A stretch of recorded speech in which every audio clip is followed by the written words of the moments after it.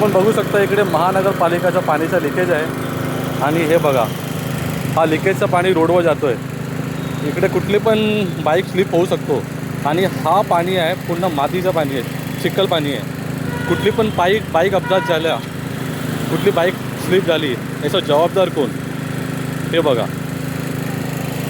आणि इकडे महानगरपालिकेचं काम चालू आहे. तर अशा प्रकारे जे लिकेज होतो, म्हणजे इकडे कुठली बाईक स्लिप झाली, कोणाचा अपघात झाला, कोणी ऑफ झाला, याचा जबाबदार कोण हे बघा. इकडे हा पाणी काढतात आहे आणि हा पूर्ण पाणी परत रोडवर सोडतात आहे, म्हणजे परत रोडवर सोडतात आहे आणि हा पाणी परत रोडवर जातो आहे. आपण बघू शकता हा यांचा पाईप आहे, हा पाईपनी परत हा पाणी रोडवर जातो आहे. आणि कोणी स्लिप झाला, कोणाचा अपघात झाला, याचा जबाबदार कोण, अशी जबाबदारी घेणार कोण. असा दर दिवस खूप ॲक्सिडेंट होतो आहे, खूप लोकांचा जीव जातो आहे, फ्रॅक्चर होतो आहे.